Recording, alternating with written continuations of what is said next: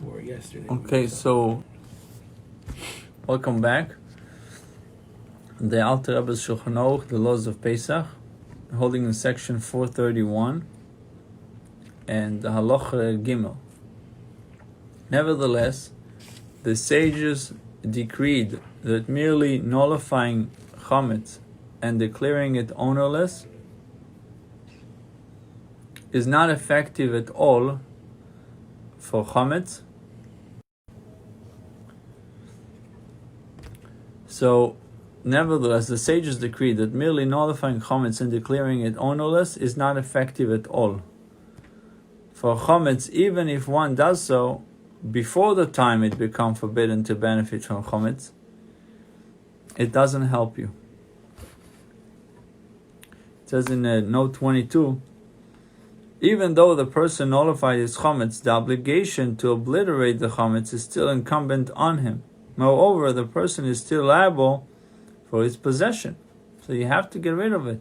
You can't just say, okay, I'm nullifying it, and it's still in your possession. Right. Instead, it is necessary for a person to search for chametz in hidden places and hold and check the holes also, if it is common for him to place chametz there throughout the year. If it's not common, you don't have to really. You should clean the house anyway, but you don't have to search in these cracks and holes because you never put chametz there. If you do, then you have to check these places, as will be explained in section. And to check for chametz and remove it from his entire domain. So we see the importance of also checking for chametz. It's not enough to nullify the chametz. Following the instructions regarding the chametz to be outlined in section 445. Our sages required that we search for and obliterate chametz for two reasons. Number one, nullification and deeming something as ownerless is dependent on a person's thought. One must deem the object ownerless with a full heart and remove all thoughts of it from his heart. So it's just not just nullifying the chametz, but you shouldn't be even thinking about the chametz. Now, since not all people are of the same mind, it is possible that someone will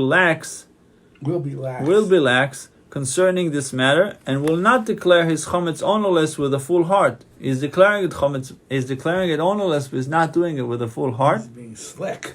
And will not take his thought of it out of his heart entirely, still thinking about the Danish or the cake or whatever it is. Therefore, the sages declare that nullifying and declaring chametz ownerless is not effective unless the owner removes the chametz from his entire domain.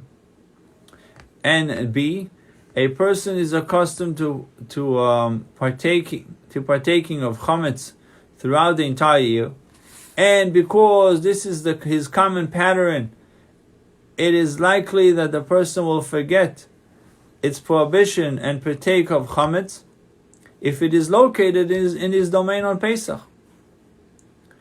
So number one, we said you people might not do it with a full heart, therefore he has to obliterate the chametz. Number two, that's your habit. It's something you used to do. It's something you used to eat chametz the entire year. So if it will be in your domain, you might forget that it's Pesach and eat it. Therefore, the sages require the person to search for chametz and remove it from his entire domain before the arrival of the time. Before the arrival of the time, the chametz becomes forbidden to be eaten. Make sure that it will be clear, the house is free of chametz by the 14th of Nisan, in the morning of the 14th of Nisan. Buchim Tiyu. We should continue. We'll continue, God willing, tonight, and about 8 o'clock we'll have a class of halacha, Tanya, daily parsha, and Ein Yaakov. Buchim Tiyu. We'll see you later. So